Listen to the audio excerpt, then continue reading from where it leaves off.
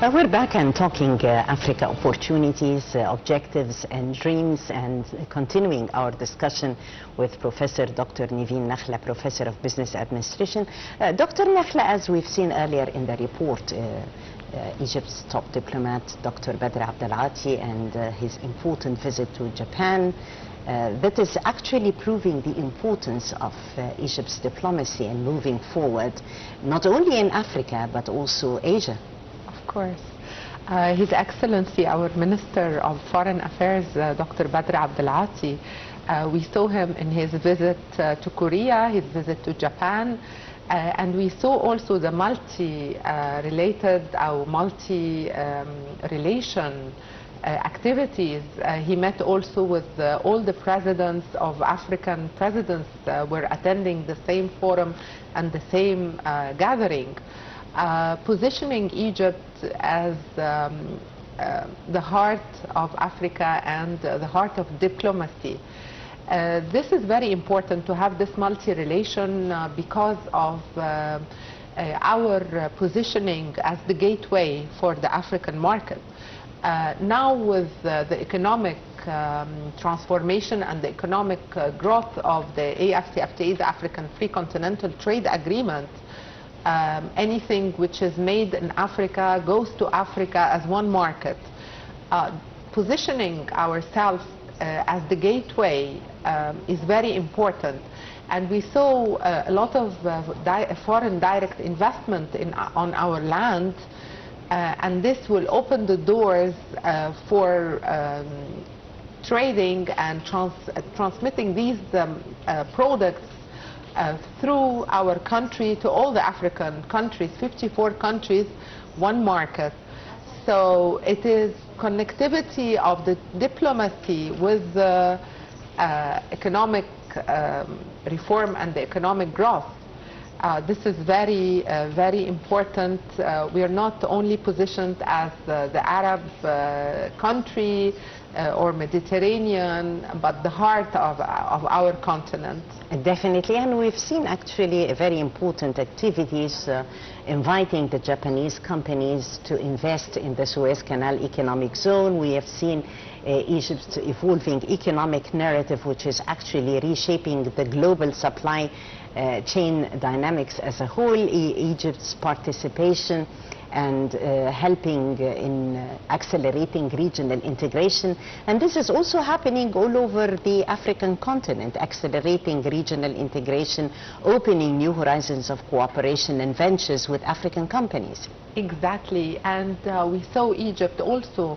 We are investing in West Africa in agricultural, we are investing in South Africa in different areas, energy, in North Africa. So I mean between energy, between agriculture, between infrastructure, the Cairo-Cape Town dream of connectivity and the real growth that is coming out of this connectivity. So the idea of now we are in the phase of implementation of the AfCFTA, the Africa Free Continental Trade Agreement. All the policies already done, all the political issues already adjusted, and now in the implementation stage with a lot of corridors also. This generates unity and peace and generates prosperity for our nations. Not on a different place of the world or isolated island, but in cooperation with a multi-relation and cooperation with Asia and with Europe as well. We saw our dear beloved President, His Excellency, in the Africa-France also summit, which took place in Nairobi in Kenya, and how this is also another example of the multi-relation and diplomacy.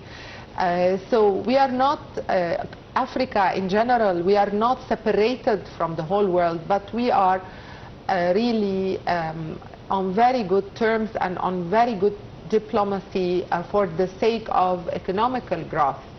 Our continent, as we always say, is the heart of the resources, the raw materials, the youth, all the resources, physical and capacity building for our nations, and as we are saying, the youth and the raw materials and everything. And now the action of industrialization also for our continent.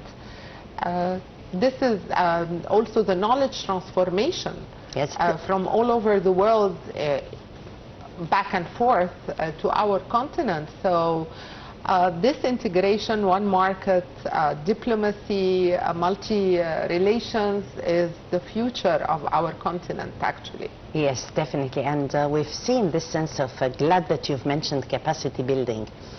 Because it's a very important source of attraction. Speaking about Egypt encouraging trilateral cooperation through the TICAD, and also we have upcoming events that are considered to be hits with Africa, like the Africa Business Forum taking place in Alamein, the Alamein Africa Business Forum, that is going to attract business gurus all over Africa, and the whole world is actually going to have eyes on Egypt and this important forum and what it opens concerning opportunities and chances for Africa as a whole.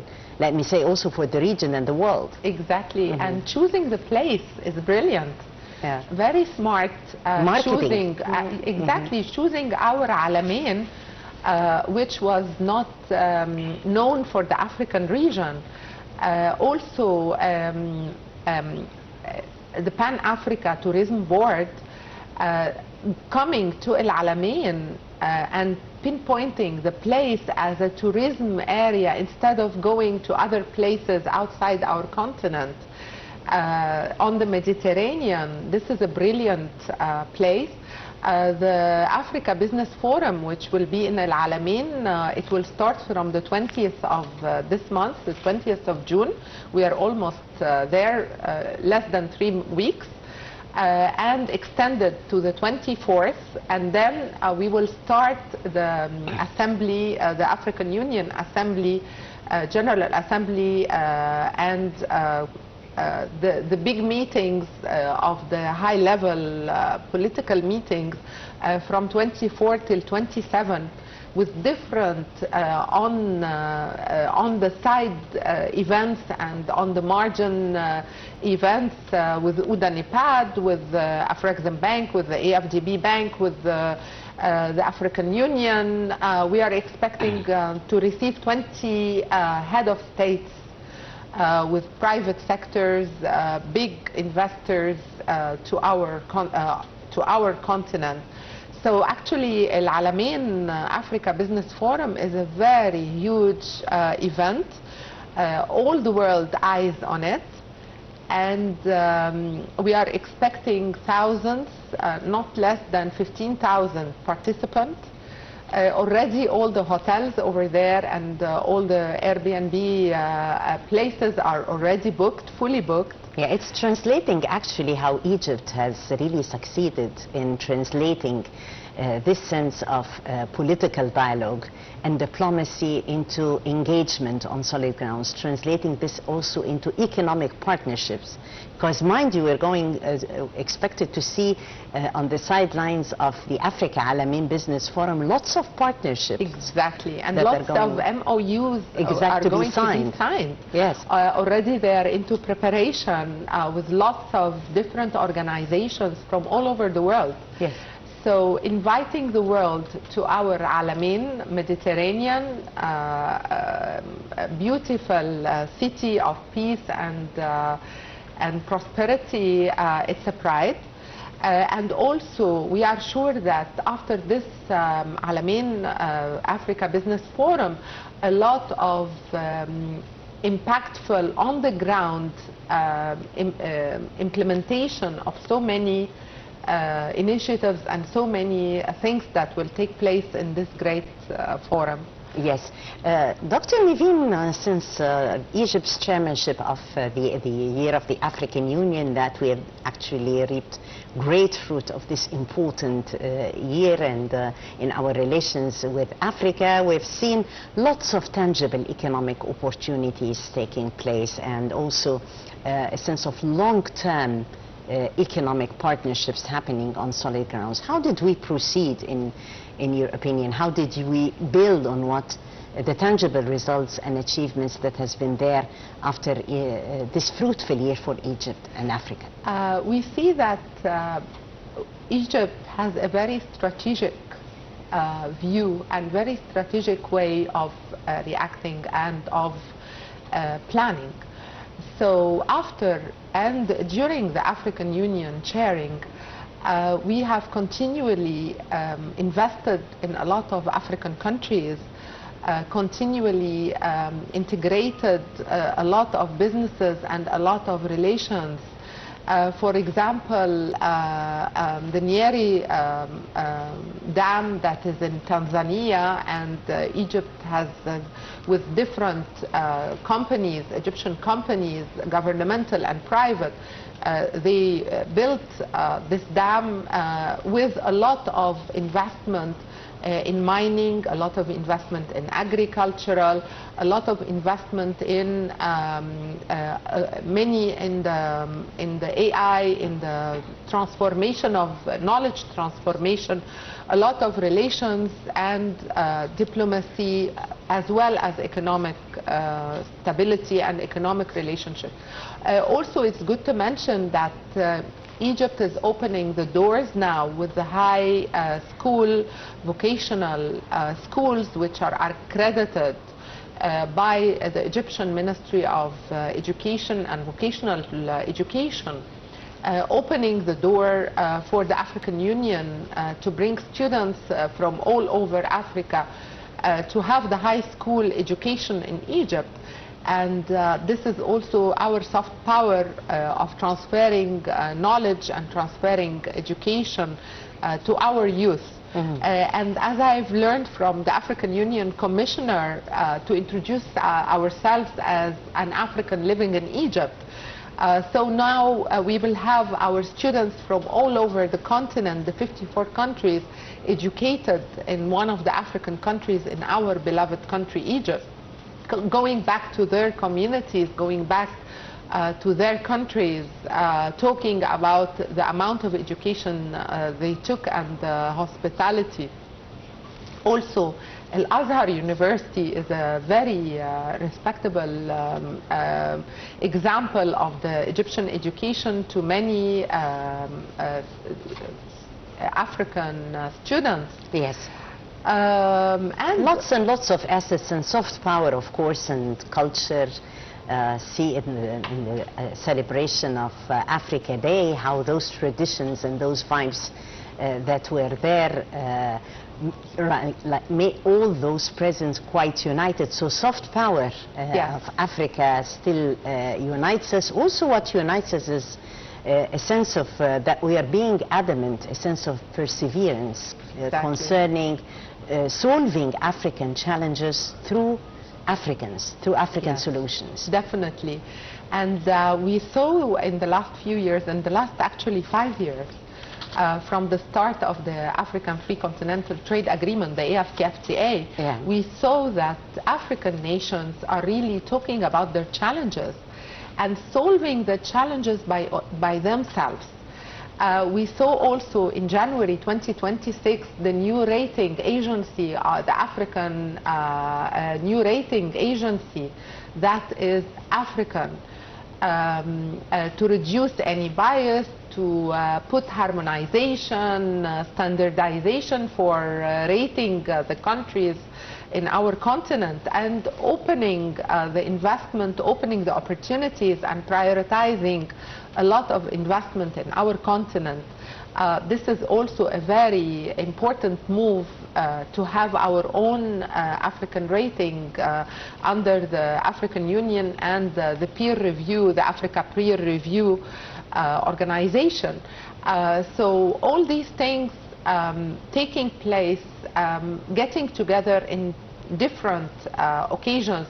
Last week I was in Togo in the African Biashara Africa, and by the way, a lot of African words, if you say them slowly, you will know that they are also very they much can be Arabic. Yeah, Biashara, there is a resemblance. Exactly, Biashara is Biashara. Biashara is buy and sell. Yeah. And it was also an amazing forum and exhibition with all the African products, awareness of what we have. Now we have the African map, the industrial map, and the African products map. We have the export potential map. We have the e-tariff book. You know from it what kind of customs reduction you have from each country to another. 90% of the products now, they have zero tariff between 54 countries. So all this getting together, also last week I was in Congo in another big African Union forum, speaking about the visa and the free movement between the African Union. And good to know that, for example, the African Union meeting, the Biashara Africa, when it was in Togo, the president of Togo announced during the meeting that any African can enter the country for 90 days with free visa. So all this awareness, standing in front of all the challenges, taking serious action, resolving serious bottlenecks, yes, is very important. Also developing regional energy partnerships, because still energy sustainability and sustainable development in the field of energy is considered to be one of Africa's developmental or economic challenges meantime. And water challenges. Yes. And the water challenges. A lot of talks, a lot of meetings, a lot of strategic solutions. The strategic solutions are coming from within Africa. And this is the strength of it, and this is the beauty, that it's coming within our vision and our strategic solving these challenges. So the future is bright. Africa is the food basket of the world, the youth of the world, and we are aware and solving all our challenges by our hands and together.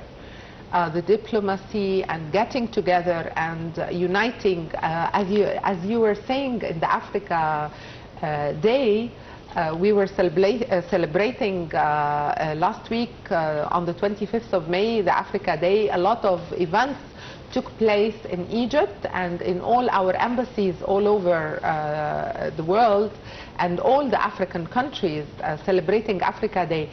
We saw that introducing the food, introducing the music, the culture, the heritage, the dancing, the fashion shows, what each country wear, what each country eats, what each country listen to the music, and enjoying each other's, enjoying our differences, yet our heritage. Yes.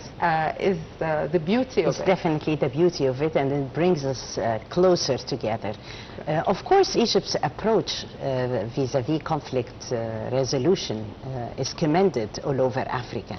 How we have managed to help African countries, support African countries, and contribute to conflict resolution, and having a sense of a long-term peace across Africa as a whole. How do you see Egypt's approach to having this sense of peace across Africa? Through diplomacy and at the same time soft power? Yes. Us Egyptians, we love peace. We are a very peaceful nation. And our beloved president is always resolving any peace issues in the continent with wiseness, great wiseness, and great achievements. Our peace initiatives and our peace meetings and getting together all the African countries is very remarkable. Also, as you talk about soft power, for example, when Egypt and Egyptians they go for infrastructure or go for investment or go for any economic development in any or sustainable development in any other African country, we do not take our people to work there. We transfer the knowledge and we open a job. We do a lot of job creation. I like very much the example of the Nyeri Dam of Tanzania. Egypt has created, while building the dam, not like any other country from outside our continent, that it will bring its workers, bring its engineers to work in the country that they are developing. No, we have created 12,000 jobs, trained, gave salaries, and created the jobs. So these are actions of wiseness and actions of peace, and showing that our country is really, when it comes to our continent and the collaboration, we are a very peaceful and very fruitful and wishing the good from the heart to others and to our countries. And like they say, people can hide for years, but they cannot hide forever. So our intentions... We shine together. We shine together, and the Egyptian intentions to our continent is very pure and very real. Genuine. Genuine, yeah, exactly. For the benefit of Africa at large. Exactly. And as I said, we consider every African is Egyptian, and every Egyptian is African. So we are a real nation of love to our continent. We belong.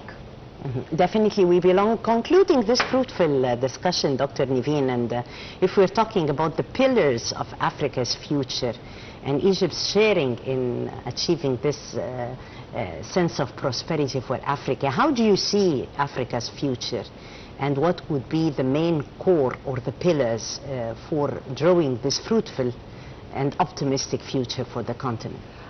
They used to say that Africa, the 1.4 billion population, the trillions of GDP, and the 54 countries, they used to say that we are fragmented.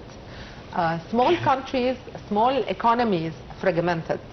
But the future of Africa, which is in the implementation stage right now, while we're talking, we are not in the policy making stage, we are in the implementation part of our unity. We are not any more fragmented markets. We are one market with the Africa Free Continental Trade Agreement, the AFCFTA. Is uniting with different protocols, different pillars. We have the protocol of women and youth protocol. We have the protocol of SMEs. We have the protocol and the pillar of private sector. The protocol of education and the pillar of education and rising. If you see in our continent, education has risen a lot.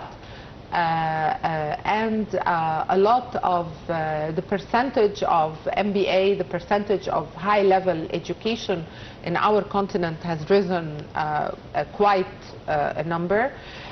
Also, the pillar of industrialization, supply chain and connectivity corridors. We have now 6 main corridors in our continent. The 6 corridors are working very efficiently.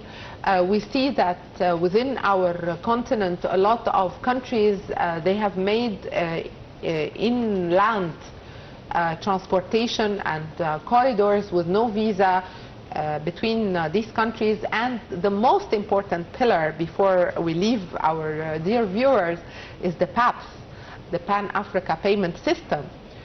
which started in action and in implementation right now, that no foreign currency between our continent. We trade amongst each other with our local currency. So if I want to bring tea from Kenya, I buy it with the Egyptian pound, and it arrives to them with the Egyptian shilling, with the Kenyan shilling. A lot of countries now, they are trading with their own local currency under the Pan-Africa payment system, and our central bank of Egypt has ratified and starting working with the PAPs. Also for us, Egypt now, we have Beit Masr, Egypt House in different countries as a logistic hub with pick and pay Egyptian products. So a lot in our continent. A lot definitely is in store, and very much well noted, Dr. Nevine, talking about the main pillars for Africa's development and for Africa's future. I thank you so much, Professor Dr. Nevine Nakhla, Professor of Business Administration and Strategic Management, for joining us for Wednesday Debate Live. For tonight, we actually talked about how Egypt became Africa's strategic anchor, and I thank you, dear viewers, for joining us. I'm Taghreed Hussein, and many thanks for watching. Thank you so much.